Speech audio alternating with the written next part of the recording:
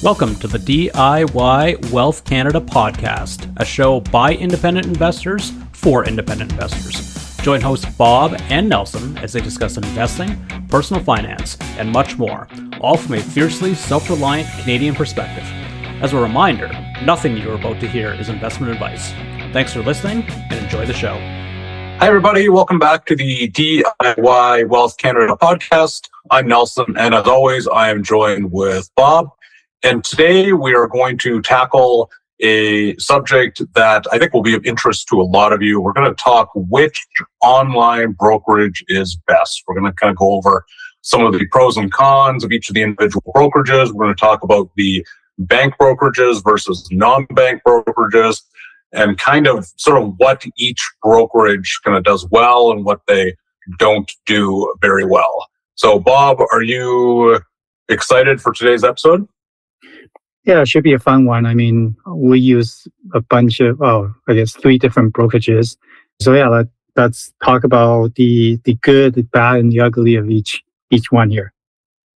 Sure. Let's start off with probably the one that has gained the most momentum lately, which is Wealthsimple. I know that they've attracted a lot of people with their account transfer bonuses, the fact that you can do just about everything on your phone versus, a lot of other brokerages, which are much more kind of desktop oriented and kind of and so on. So first, Bob, you have some of your assets in Wealthsimple. Is that correct? Yeah. So I was using Wealthsimple a long time ago, basically had an account open, but no investments. And we transfer my RSP and TFSA to Wealthsimple from TD and Questrade, last year, 2 years ago. And then I started using some non-register in Wealthsimple as well. So yeah, we use Wealthsimple. Generally speaking, I like Wealthsimple quite a bit. Initially, I didn't like the idea of trading on my phone mostly, but over time I got used to it. I'm more of a desktop person, so trading on the phone, it was a little bit problematic at the beginning, but that was fine now. The one thing I like Wealthsimple, I guess now a lot of other brokerages offer that as well. The big thing Wealthsimple was the no trading commission. So when you trade, you don't have to pay any commissions, period. So, ETFs, stocks, no commission selling or buying. The other attractiveness is you could transfer, or you could fund your account and trade basically right away, right? So you could fund from your bank, and then say you transfer $5,000, that shows up on your Wealthsimple account right away, and you could trade right away. So that's nice. What other things I like is, Wealthsimple, they keep adding new features, right? So I talk about no commission trading. They were probably the first one supporting fractional trading, meaning you don't have to buy one full share, you could buy fractional shares. So quite often, if you only have say $10 to invest, and a stock is say $50, you could still invest, right? And then the other thing is Wealthsimple supports fractional DRIP as well. Fractional dividend reinvestment plans. So when you receive dividends, they could reinvest that dividends and then invest in fractional shares. So that I see as a good way to continue compounding. So yeah, those are a few things I like. What about you, Nelson? What are some of the things you like about Wealthsimple? Yeah, so for those of you who don't follow my every move on Twitter, first of all, what's wrong with you? But I transferred my investment accounts from a combination of Qtrade and Questrade back about a year ago now. I got some bad service with Qtrade on an account transfer in, and basically I just threw up my hands and I said, well, I was looking to make a move anyway, so I wanted to go to Wealthsimple. And for me, a big part of the decision to go to Wealthsimple rather than go to someone else was very simply they offered a bonus, whatever you want to call it, for me to move my accounts over there. And it's been slowly been paid out over the last year, and I'm going to get it for another year. So they take the bonus, whatever you qualify for, think back then it was like 2% of certain accounts, 1% of other accounts. I can't remember exactly what it was, but the point is it ended up being a relatively good chunk of money, and I was able to, kind of earn a little bit extra cash flow from that kind of transaction itself. So that for me was the first thing that attracted me to Wealthsimple, was that they were willing to pay me to get my money over. But now that I'm there, I'm a satisfied customer. I like that they have, I don't use margin at this point, but you get very attractive margin rates, and they're even more attractive if you're a generation member versus somebody without a lot of assets. So basically the higher your assets get in Wealthsimple, the better deals they offer you. They also offer good deals on currency transfers. So I think I pay like 1% to transfer Canadian dollars to US dollars versus 2.5%, which is standard on a lot of other brokerages. So they have that going for them as well. I'll say, Bob, your comment on the kind of trading on your phone, I was also a little bit skeptical about that. Maybe because we're both in our 40s and we're both, like officially old. But I think that, my perspective was that you kind of did important financial things on the desktop, and then, you don't do important financial things on your phone. And it took a little while to get past that. And I'm like you, it's like, this is no problem at all. I'm happy to do it. Like, it's not a big deal. But when I first started trading on my phone, it was strange. I'm not gonna lie about that. One negative about Wealthsimple for serious investors is they do lack a few different things. So one thing is you can't buy Canadian preferred shares on Wealthsimple. They just don't bother. Another thing is that if you want to tender your shares to a whatever, they don't actually offer that support. So you can't do it that way. And a third thing is that, and this is coming, and maybe by the time this gets released, it'll actually be rolled out by Wealthsimple. But as we record this, you can't do like Norbert's Gambit on there. So for the people who are unfamiliar, Norbert's Gambit is a way to transfer your dollars from Canadian dollars to US dollars or vice versa, and to do so very cheaply by, buying shares of a company that trades in Toronto. And then you kind of convert those shares into US dollar shares, and then you sell those shares in New York. And so that's a way to convert currencies for a very small amount. So, like I said, Wealthsimple is going to do that at some point in the future. They've announced it, but as of right now, you can't do that. And so you're forced to pay 1% to convert currencies, which is better than banks, like I said, but it's not as good as what it could be for Norbert's Gambit if you did it that way. Bob, is there any other negatives you can think of for Wealthsimple? Or maybe you want to talk about some more of the positives, because it's quite good, is it not?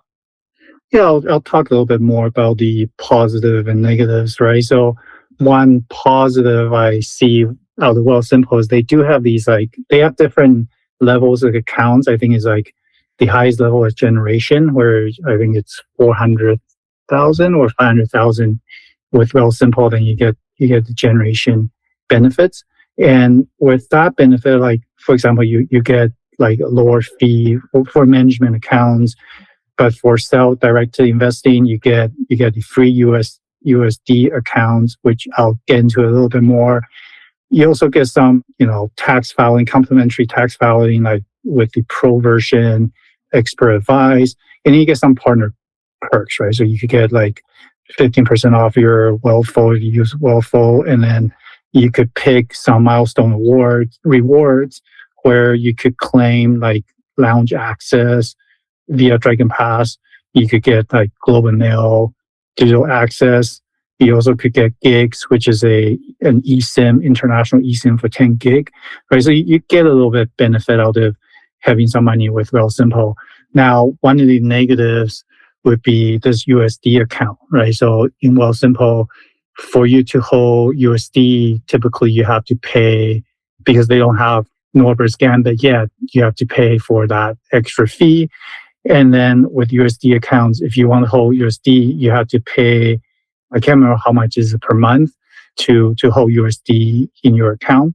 But I think if you're in generation or the level below, that is free for you. So if you have some money in Wealthsimple, that's fine. It's not a big deal.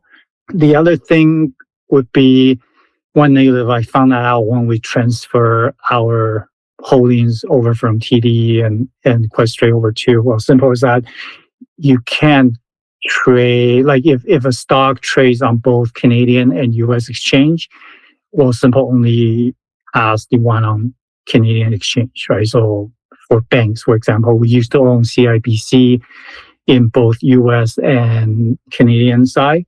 And that was just simply to kind of get some US dollars whenever we get dividends and let that build up. But when we transferred, Wealthsimple basically converted our CIBC shares from US to Canadian. So you can't hold CIBC or any of the dual traded stocks in US. You have to hold them in Canadian exchange. So that's maybe a negative. Not everybody will get into that. Yeah, I mean, for the most part, we're pretty happy with Wealthsimple. They seem to get these new features all the time, and I think recently, and Nelson, I think you tweeted a little bit. They recently came out with this thing about where you are compared to your age group. So like whether you're in the top 1% or 3 to 5%, and then it kind of ranks you among your age group on where you are. Kind of gamifying investing a little bit. It's kind of fun to see, but at the same time, it's like, well, do you really want to compare yourself with other people, right? So those are a few things. But yeah, again, for the most part, pretty happy with Wealthsimple. Some people are asking about the support side of things. We're generation client. So for support point of view, I have a dedicated line. I call them. There's literally no wait time. There's a dedicated email.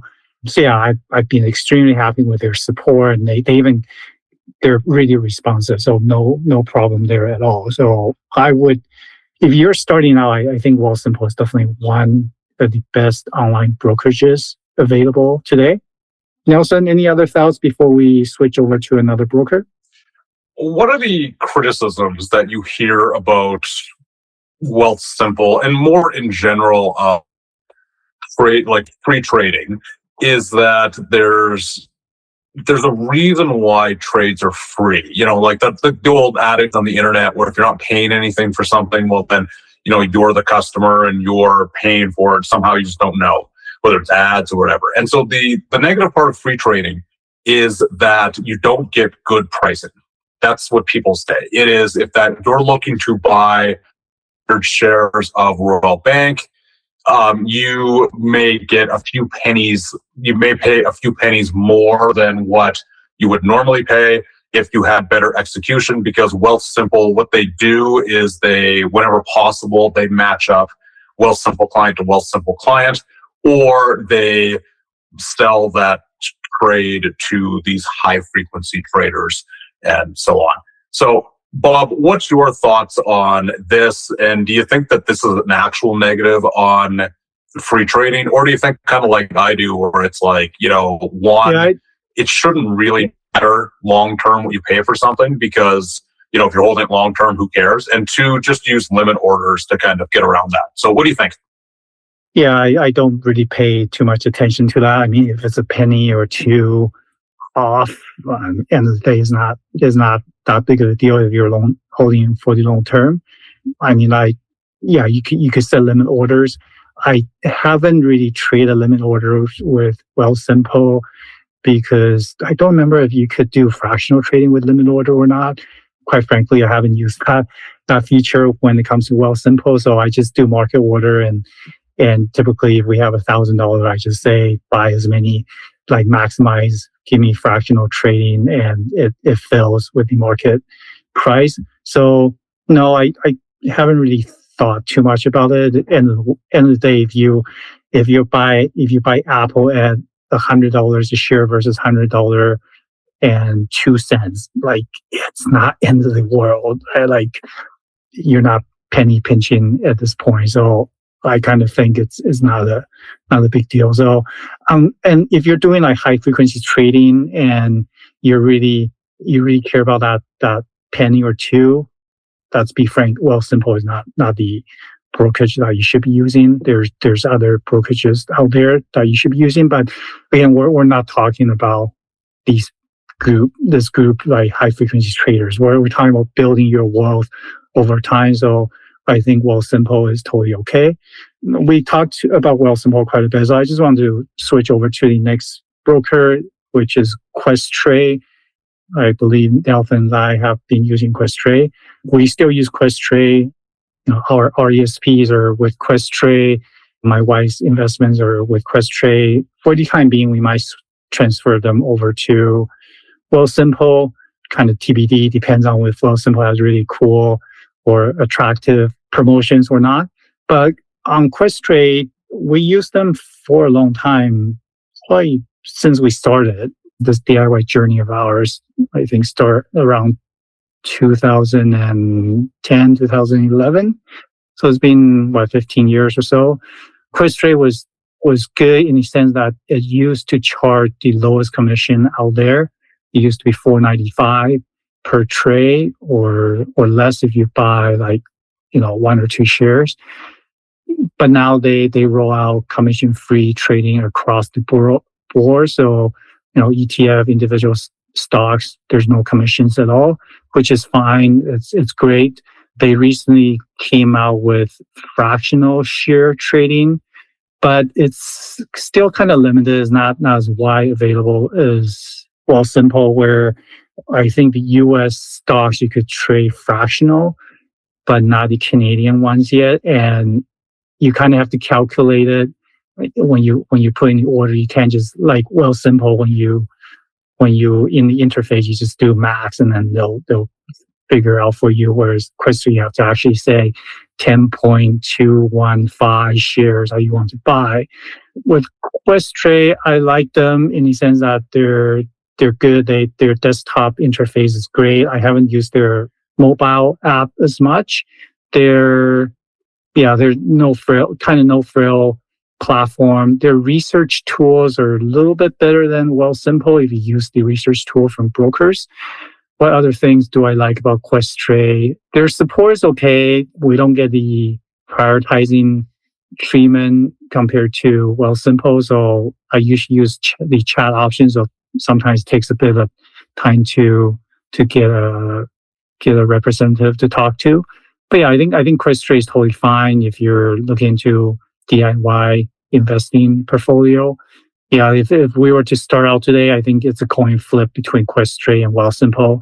Questrade is a little bit slower in terms of coming out with new features, but for the most part, they're on par with Wealthsimple. Nelson, do you have any thoughts on Questrade? Well, I've been around long enough. Of course, you've been around long enough too, that we can remember when Questrade was the Wealthsimple of like the 2010s, where it came out with, like you said, $4.99 trades, which was way cheaper than the banks and the alternative guys at the time. I think with Qtrade, I think I was paying something like $19.99 when Questrade came out with their $5 trades. I might be wrong on that, but the point is like that was super, super cheap. And in terms of trying to get the costs down for Canadians, the commission-free ETF trading was also huge. That really helped out a lot of people in terms of fees, and Questrade should be applauded for that. Now, saying that, I feel like Questrade has really slowed down the innovation over the last, say, 5 years, maybe even 10 years. And Wealthsimple has just shown up and said, hey, we're going to revolutionize everything. And they've really, they're just playing catch up at this point, in terms of the commission-free trading, which Questrade announced last year at the Super Bowl. I remember because I just kind of said, well, so what? Wealthsimple's offered this for years now. Why should I be excited about it? And that's kind of how I feel about Questrade, is that it's a little bit just, they've been passed and they're kind of playing catch up. They're not really sure what to do. They're kind of stuck in this no man's land between, like kind of the retail investor that Wealthsimple really attracts, and then the more serious investor that might go for like a bank brokerage or like Interactive Brokers or somebody like that. Questrade offers a little bit of this, which appeals to the more serious person, and a little bit of this that appeals to the more retail investor. But ultimately, it's just sort of stuck in the middle. And really, for me anyway, I don't see a compelling reason to go with them, except for if they were willing to give me a substantial bonus. Because that's like kind of where I'm at this point, where it's like, a lot of them have features that are, this is good, this is not so good, whatever. And they all kind of have their unique sort of position in the market. And ultimately, it's like, they're all pretty good. And it's super competitive out there. And if someone wants to pay me to move my money over there, then I'm happy to talk to them. Bob, it's talking about these bonuses or whatever. Is that something that you're like? I know you said you have some stuff still at Questrade. Is it something that you would move if the bonuses were good enough, or are you loyal to those guys? Yeah, I mean that was one of the key reasons why I moved my RSP and TFSA from Questrade and TD over to Wealthsimple. Was they had a promotion. I can't remember what the percentage was, and it was we got a few $1,000s out of it. So that seems pretty good. And then I just recently moved my Works RSP. I usually do a yearly transfer because I could, and something weird happened where the whole amount got transferred rather than just my employees portion. And I got something out of it because there was a promotion going at Wealthsimple. So that's kind of nice. So yeah, I think what I see is Questrade is now running a lot of promotions as well. Some of the Canadian banks are running promotions as well. So yeah, if there's an attractive promotion, we may move it. But one thing you need to watch out is typically with Wealthsimple, I think Questrade as well, they have this term where you have to keep your money with them for sometimes 2 years, some even longer. So just keep an eye out for that, because you can't just move your account back and forth once you get a promotion. So keep that in mind. But yeah, I think Questrade is, yeah, you're right, Nelson. It's kind of stuck in the middle. It used to be like the broker to use, but Wealthsimple is really taking the charge in terms of features and these promotions, and Questrade is definitely playing the catch up. But I think if you have an account with Questrade like us, it's fine. Like I don't have a really big incentive of moving over unless there's a big promotion. And would I start with Questrade again? Yeah, probably. Wealthsimple is good too. It's just kind of your preference, really. One thing I found with Wealthsimple is you could open an account with their phone, with the app really easily, just fill out your information and such. I don't know about Questrade now because we haven't opened a new account, but used to you have to send in these application via snail mail. So that took a long time, a little bit longer to open up accounts. But I think now everything's through electronically. So that should be fine. But yeah, I think Questrade overall, it's done its jobs over the years, and it's still a decent broker for the most part. I think I don't really have a preference between Questrade and Wealthsimple, really. Nelson, I think you traded with Qtrade. What was your experience with Qtrade? You said they weren't as good. Just wanted to get your opinion on that. I have an extremely long history with Qtrade in terms of the life of online brokers. Anyway, I think I opened my first account in 2004, maybe 2003. It's been a long time since I was with them. And the reason why I went with Qtrade back then was because it was owned by Desjardins, which is a credit union, the big credit union in Quebec. And so because of that, my credit union in Alberta was advertising that, like, hey, if you're going to do online trading, go with Qtrade. It's credit union owned. And so that's what I did.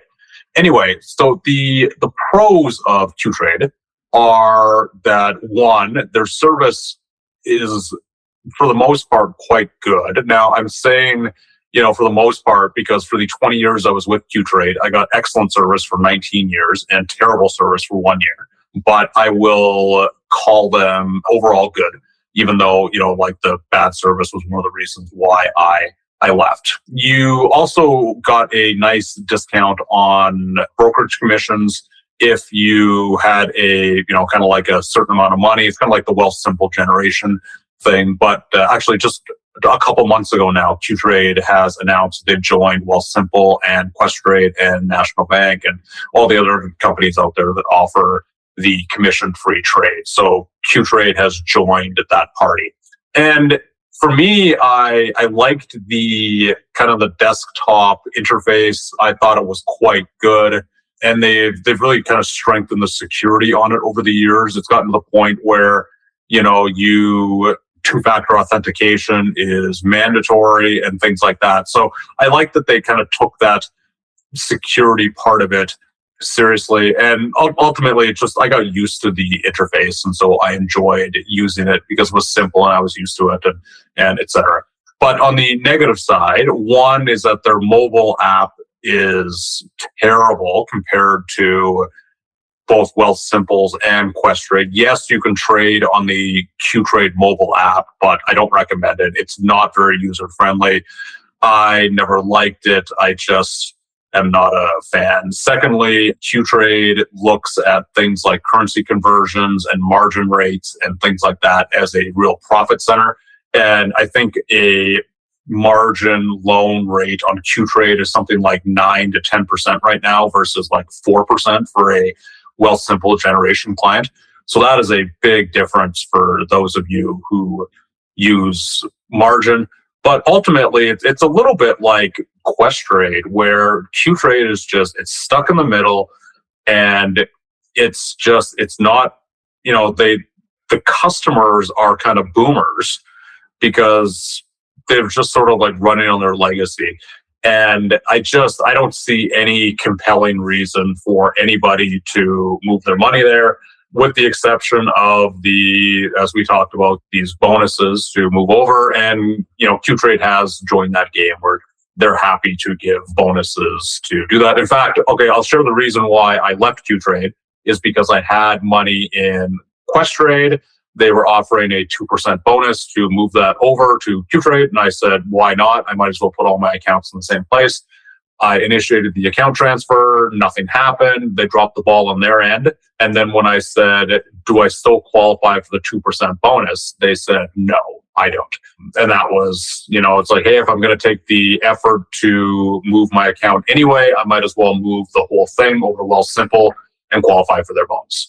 Anyway, that's what I thought, and that's kind of been my experience with Qtrade in a nutshell. Bob, anything to add about Qtrade, or do you want to move on to the big banks?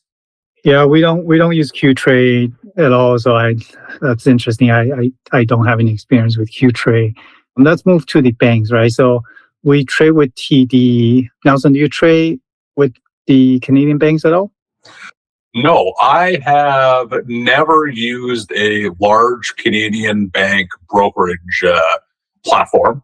I know enough to, I've seen other people use them and whatever, but I've always used the independents because I was a credit union guy for a number of years.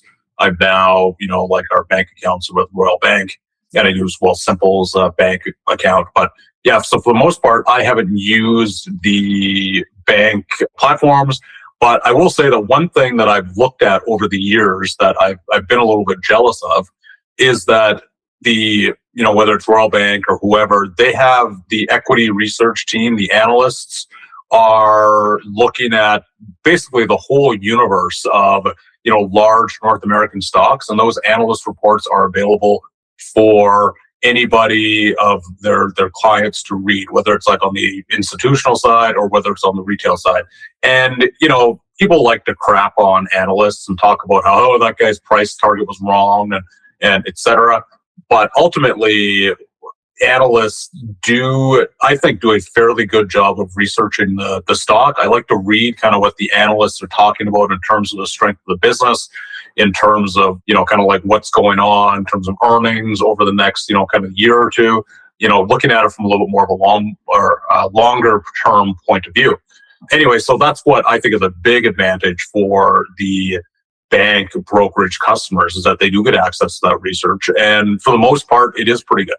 Yeah, I agree with you there, Nelson. So we use TD for trading simply because TD was the bank that my parents set me up with. And then when I started university, started dabbling in some investment, that's where I traded my stuff with. So kind of stuck with TD. We still have TD. I have my taxable with TD right now, and then an RESP. The RESP was there because in BC, when your kid turns 6, you could get this BC education funding for $1,200. And Questrade at the time, you can't get this with Questrade. I don't think you could get it with Wealthsimple either. So TD was the only one we could open an RESP and get this free money from the BC government. So we have an RESP there. And if I don't have my taxable account with TD would want to charge me some self-management fee, which is another way they earn money, because they're not doing anything with the self-management. I'm managing the RESP, but it's like $25 a quarter or something. So for now, I just kept my taxable account with TD. If we later decide to transfer to Wealthsimple because of promotion, I'll probably transfer both of these. But you're right, TD, and I think most of these Canadian bank trading accounts, they have pretty good research tools, a lot of analyst reports and such. Do I read those? Not a whole lot, maybe here and there if I'm trying to do some research on a company I don't know very well. But for the most part, I typically just go to the company's investors relation website and look at their stuff. The one big negative of these bank trading or bank brokerages would be for the most part, many of them still charge trading commission, right? TD charges $9.99, which is a lot when you consider neither Questrade, Wealthsimple charge anything. I think TD has some sort of free trading platform, but again, that's just through, I think it's just an online app, like a phone app that you have to do, and there's some limitation with that particular account. TD did just recently roll out fractional drip. It's kind of weird how they rolled it out. They were saying, oh, we now support fractional drip, but in reality, initially they only supported a handful of stocks, and then they slowly roll out more and more, and now at least the stuff that we own seem to be fractionally dripped. So it's not the best rollout in my opinion. And yeah, they're really slow in terms of adding any features. Whereas if you look at features, Wealthsimple definitely rolls out way quicker, and Wealthsimple has these. I think every year, every 6 months, they kind of have a investors presentation or presentation of some sort saying, hey, this is what they're planning to roll out in the next little while to get people excited. TD, there's nothing like that. I guess the nice thing with TD, if you bank with TD, transferring money in and out from your checking account to your trading account and vice versa is relatively quick. With the other, like if you use Wealthsimple or Questrade, I think if you transfer out money from Wealthsimple or Questrade, it takes a few days for the money to show up in your account. So there's one benefit of using TD there. Other than that, I would not use TD if I had the choice starting now. And like what Nelson, you said, yeah, I think TD and the other Canadian bank trading brokerages are really attracting like boomer generation. That's how I see it. They're way behind in terms of the feature set and technology and support it's slow too, right? Like one thing, for example, to enroll in DRIP with TD, you have to phone them and you have to wait in line, and then you have to talk to an agent, and then then you can enroll in DRIP. Whereas with Wealthsimple and Questrade, all you need to do is log into your account under account management. You could turn on and off drip. Now, speaking of drip, there's one thing Questrade is way better than Wealthsimple when it comes to drip. So Wealthsimple with drip, you could either turn on or off. That's it. You could turn it on via your different accounts. You have different accounts with Wealthsimple. So, for example, you could turn on drip on or off in your taxable account, on or off in your RSP, on or off in your TFSA.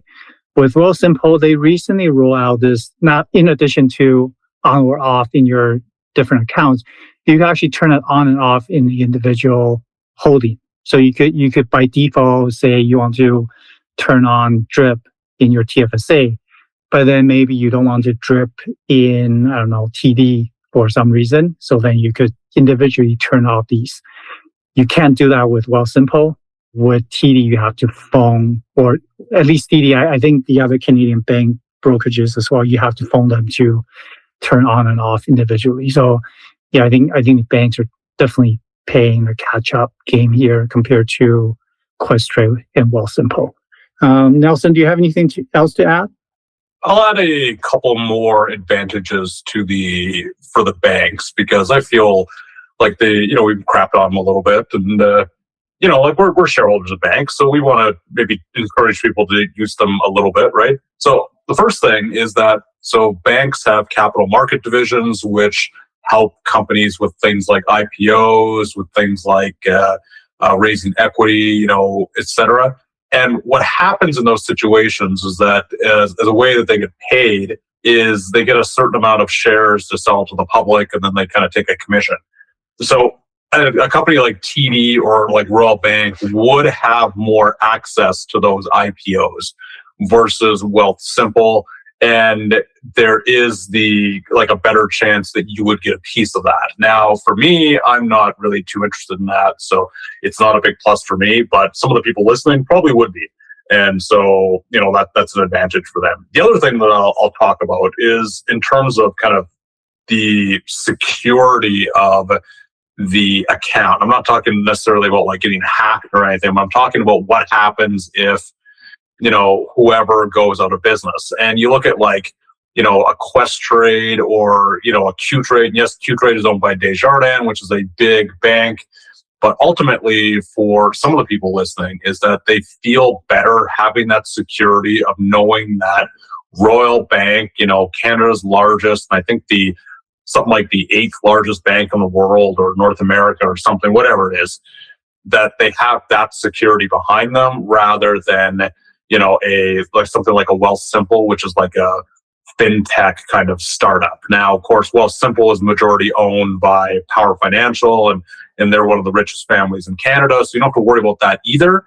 But still, that's important to some people, and especially from folks who maybe come from like the developing world or something. I know I was talking to someone once, and he told me that his kind of philosophy is that he wants a bank account with the largest bank. He wants his insurance with the largest insurance company, because he comes from a place where, if the insurance company goes out of business, all of a sudden his product that he owns is kind of like void at that point. It ceases to exist. So for those people, that security means something. Ultimately, do I think this is enough to choose a bank brokerage over, one of the better ones? No, I don't think so. But, there's a reason why millions of Canadians still have bank brokerage accounts, and I just wanted to acknowledge that. I have something to add, Nelson. So that just came up to me. With TD compared to Questrade, Wealthsimple, TD does honor the drip discount. So some companies do offer drip discounts anywhere from 5% to 10%. So, for example, if TD trades at $100 today and you're dripping, maybe they offer you a 5% discount. So you get, when you drip, you get a little bit better pricing. So TD does honor that drip discount. Whereas Wealthsimple and Questrade, when you drip, you're just dripping at market price. So over long term, you save a little bit of money with TD because they honor the drip discount. Now, on the flip side, what I notice is with TD, when you're dripping, the dripping transaction takes a little bit of time to show up in our account. right? So for example, if TD pays dividends today, and with Wealthsimple and Questrade, typically you see these dividends and the drip transaction show up in your account basically the next day or even on the same day sometimes. With TD online brokerages, because the drip discount that they're honoring, it can take up like sometimes a week or two before that transaction shows up in your account. So if you're doing accounting, you're tracking your dividends, your drip, sometimes it takes a little bit longer when it comes to TD. So it could be a positive because you're getting that discount, but could be negative because it takes longer for things to show up on your account. So that's something people should be aware of. Even though there aren't that many companies that do offer drip discounts any longer, at least that's kind of what I've seen in my research, that's still an important point and something worth mentioning. That's great. I want to talk about maybe a little bit of a wild card here that maybe some people haven't considered or, is interactive brokers. Now, basically for me, I've kind of considered this over the years where interactive brokers is a little bit different in terms of it offers true worldwide stock exposure. So if you want to buy a obscure small cap in Japan, you can do so as a retail investor using an interactive broker's account. And for a lot of people, that's a huge plus compared to any of the other choices we talked about who really just kind of dabble in North America only. And in terms of North America, like you've got the main stock exchanges, then you've got the over-the-counter stock exchange in the US, where a lot of brokerages, including Wealthsimple, just won't even let you access that market, even though it's in the US. So there's that advantage to interactive brokers. And the other advantage is that, there's two other advantages. The first is that you're able to convert between currencies at a very, very attractive rate. Interactive brokers doesn't take very much of a commission at all.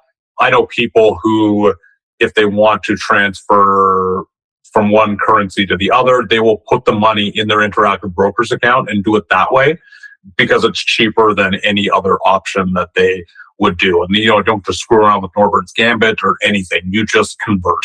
And the third thing is that interactive brokers offers very, very attractive margin rates compared to the rest of its competitors, but it also gives you the ability to borrow in like Japanese yen or whatever, and then kind of put that to work in Japan. So it's a very, it's definitely advanced for, the retail investors and for someone who just wants to buy a few ETFs or buy a few long-term stocks and kind of hold them. It's maybe not the best choice, but it is kind of super interesting for the rest of us who are sort of on that cusp of maybe wanting to do something a little more complicated. Bob, have you ever thought about interactive brokers or kind of what do you think of them? Do you have any thoughts? Yeah, I mean, like what you said, Nelson, interactive broker is good if you're a little bit more advanced in terms of trading. I think they also used to offer the lowest option trading commission, as far as I could tell, but now some brokers offer $0 trading commission for options as well. So that's just no longer the case. But yeah, interactive brokers, I know some of my colleagues in Asia or in Europe use them because they could then trade basically globally, right? So that's an advantage for sure.